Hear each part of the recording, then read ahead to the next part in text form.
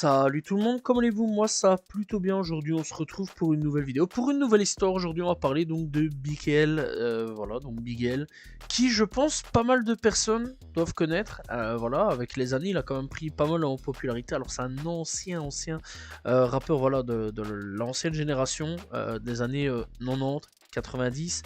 Voilà, et malheureusement pour lui, eh bien, il se fera tuer, mais ça on va en parler.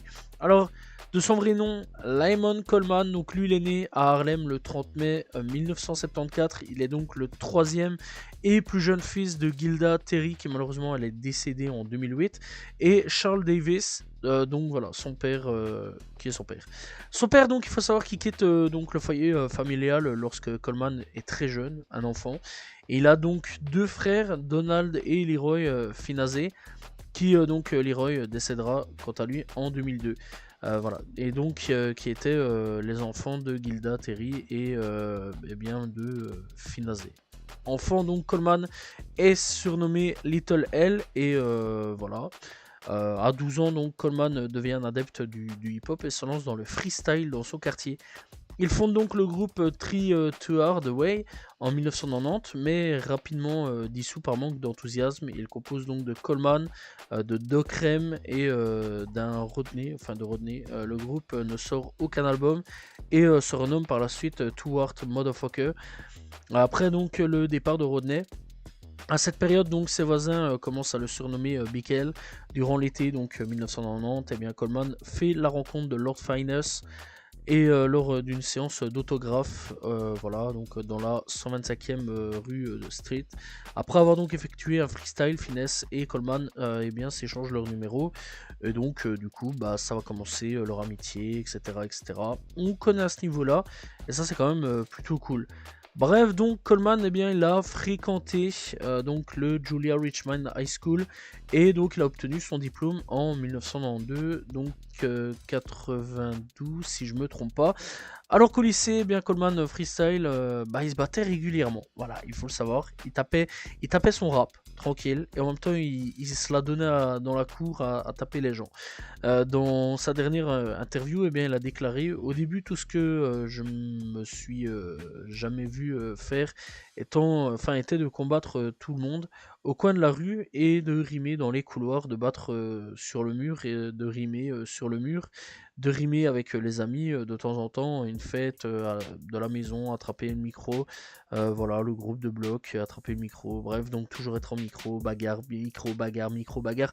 Tu connais, voilà, c'est vraiment tout ça à ce niveau-là. Bref, donc, clairement, lui, bah, c'est quand même à l'âge de 12 ans hein, qu'il a commencé le hip-hop. Donc vraiment très très jeune, vraiment très jeune, voilà. Et bah, il faut savoir que aussi son frère, Donald, a amené Coleman à un concert de Run DMC à Bacon Théâtre quand donc Bickel avait seulement 7 ans.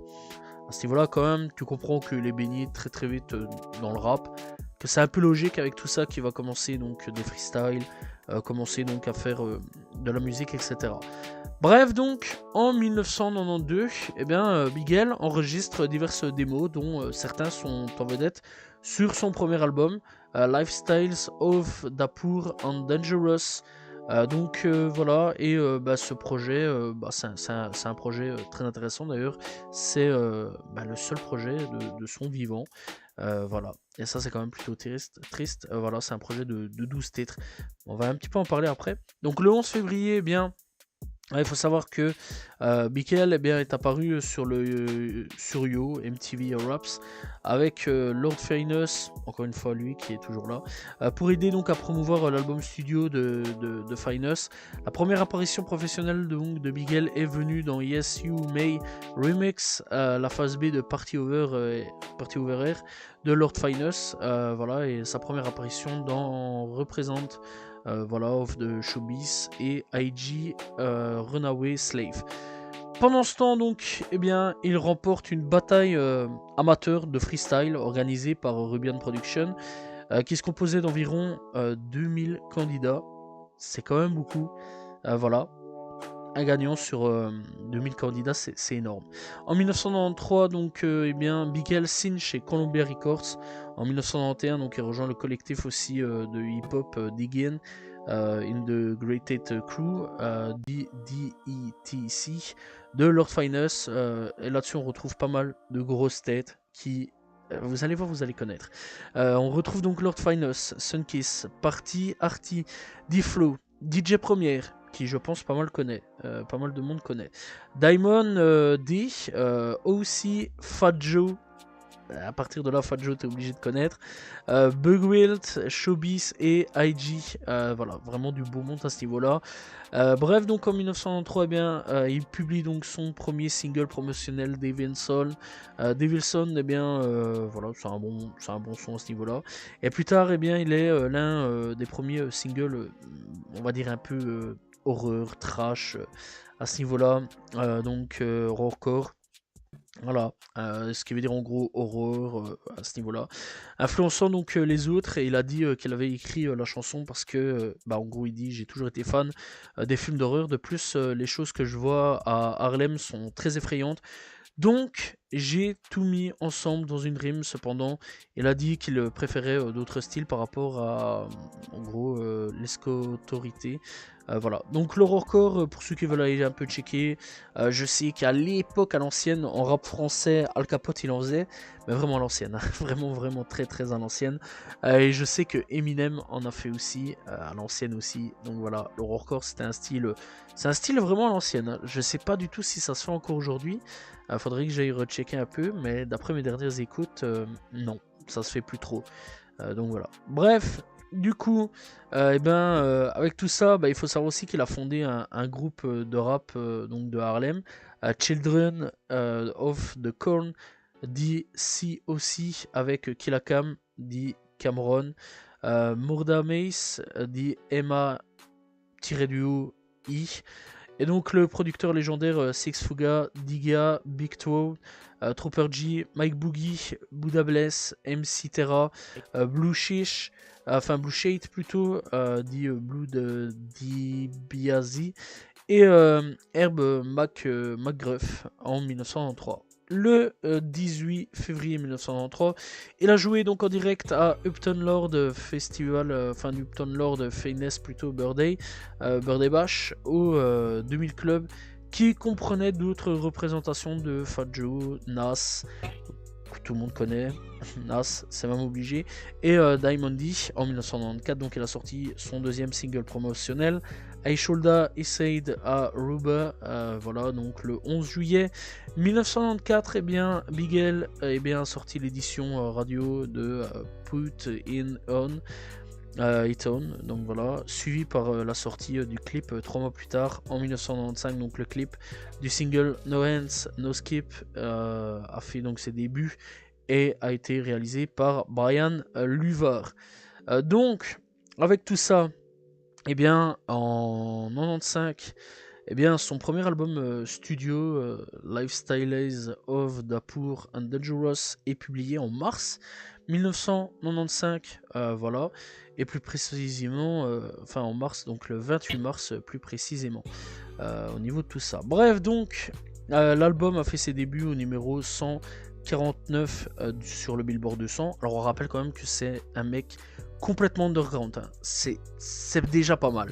C'est déjà pas mal. Voilà, c'est un mec totalement random, inconnu, on va dire. Pas vraiment inconnu, mais voilà quoi. Il fait un petit peu partie des underground à ce niveau-là. Et au numéro 22, par contre, et ça c'est quand même beaucoup à ce niveau-là, sur les meilleurs albums rap hip-hop.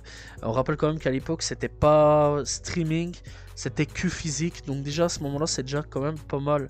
Ça, on va pas se mentir, c'est déjà pas mal. Voilà. Bref, donc tout ça, ça s'est bien vendu. Voilà, quand même, attention, on est prêt à 200 000 exemplaires. Donc au niveau donc, du projet, c'est quand même plutôt cool. Voilà. 3 singles sont sortis de l'album. Les 2 premiers donc sont Petit Town, MVP, qui ont atteint donc la 25e place du Billboard Hot Rap Track, et donc la 3e est No Hands No Skit, qui malheureusement n'a pas été classé. Alors donc pour ce projet, c'est un 12 titres. On retrouve pas de featuring, voilà, et on retrouve donc les titres que j'ai déjà donnés, hein, voilà, mais on va donc donner d'autres. All Black par exemple, Danger Zone. On retrouve aussi I Don't Understand It. On retrouve aussi Fade Up with the Bullshit, Street Struck. Bref, c'est un bon projet, j'ai bien kiffé. Voilà, vraiment, moi, Miguel, à ce niveau-là, ouais, le premier projet qu'il a fait est vraiment excellent. Et j'ai pas grand chose à dire là-dessus. C'est un bon projet que je conseille vraiment d'aller checker. En 94, donc, il publie aussi son second single. Voilà, on en a déjà parlé. Put It, etc. Donc voilà. Donc du coup, en 96, Coleman, donc Bigel, est renvoyé du label Columbia, principalement à cause de débats au lieu entre son style de rap et l'équipe de production du label.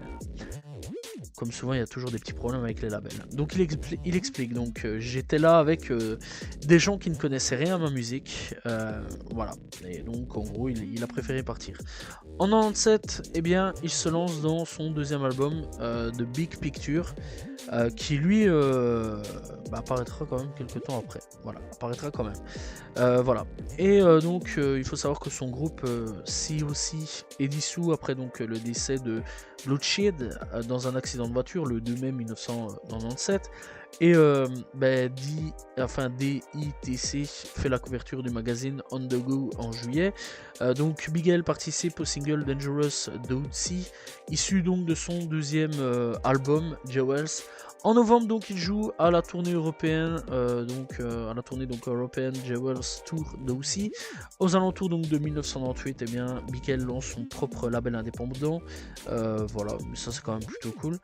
Et donc, selon Village Voice, il devrait rendre hommage au hip-hop qui a été publié sans Blue Hook R&B issu du top 40. Il publie donc Ebonic en 1998 et DTC publie son premier single, Dignified Soldier, cette année-là, par la même occasion.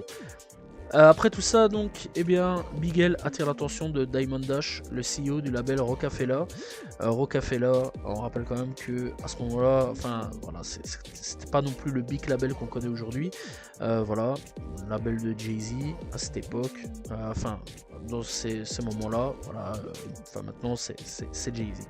Donc après la publication d'Ebonic, Dash tente de le recruter chez Lyman 2 Rocafella, mais Bigel cherche d'abord à faire signer son propre groupe. En fait, c'est pas lui du tout qui veut être signé, c'est d'abord son propre groupe.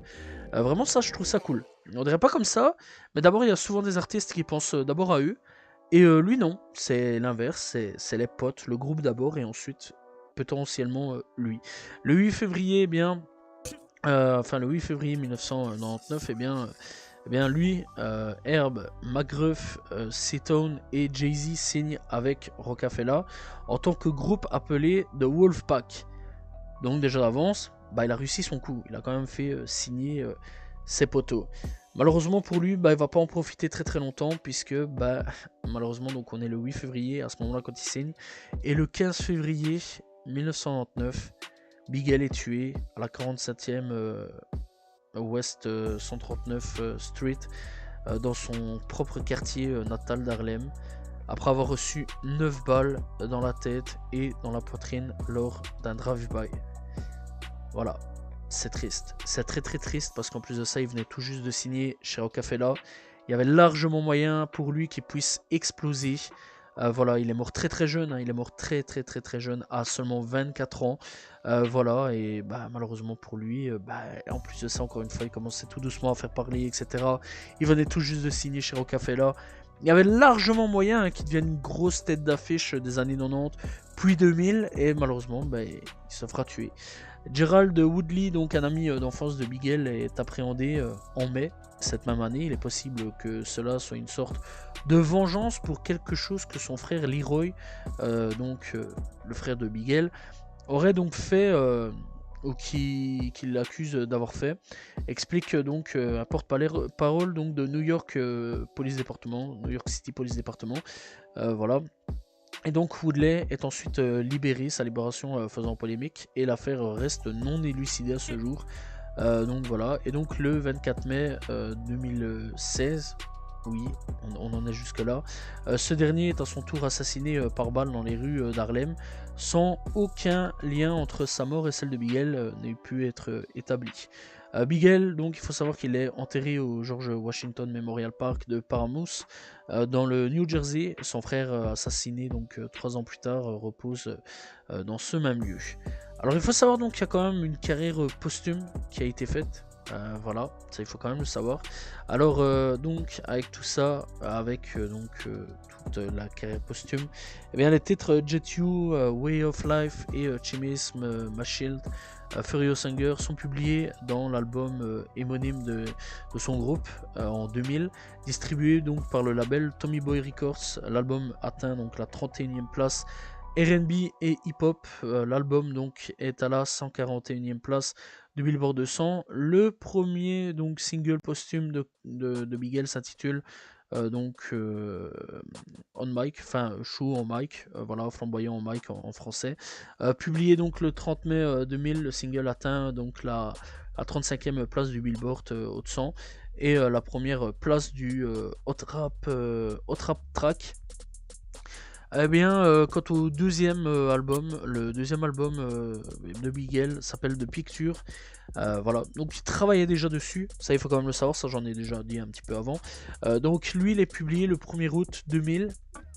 Et il faut savoir donc qu'il a fait des featuring avec Fat Joe, Guru, de Gangstar à ce niveau-là, Kool G Rap, Tupac aussi, et Big Daddy Kane, voilà.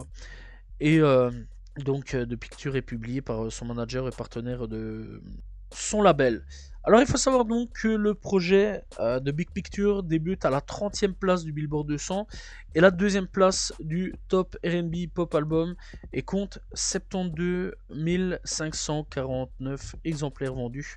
L'album est certifié disque d'or par la RIAA pour 500 000 exemplaires écoulés. The Big Picture est le seul titre de Bigel à atteindre le classement international, 122e, enfin le seul album, donc voilà, seul 122e donc au niveau de UK, donc en Angleterre, à atteindre aussi cette place. Bref, donc de Big Picture, on va quand même en parler, bien sûr, un peu logique.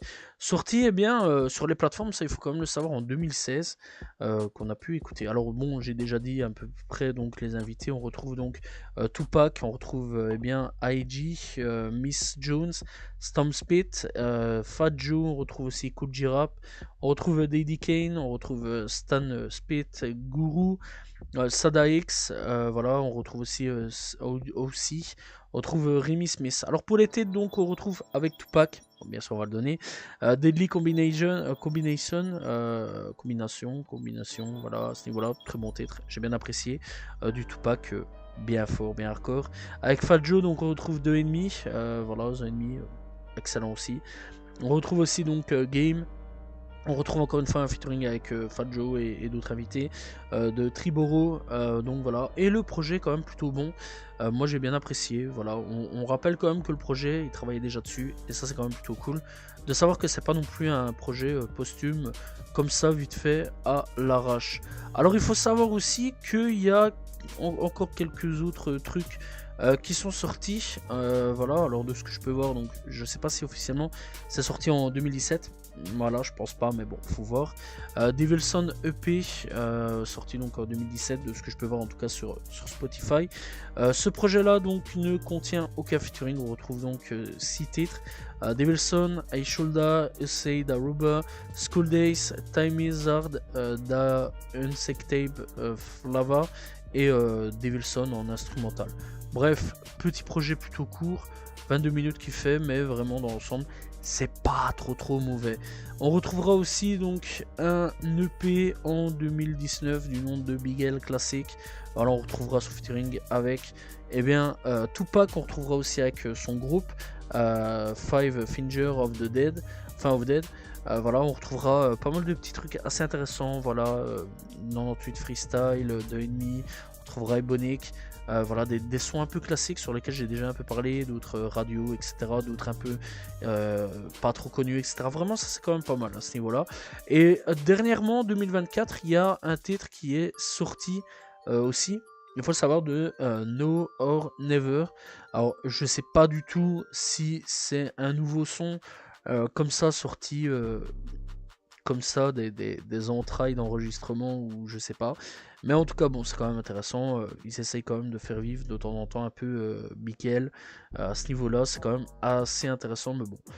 Voilà. Bref, alors Bigel, bah, c'est un artiste qui malheureusement, bah, il aurait pu avoir une vraie énorme carrière. Voilà, c'est un artiste qui a quand même marqué une énorme aussi génération.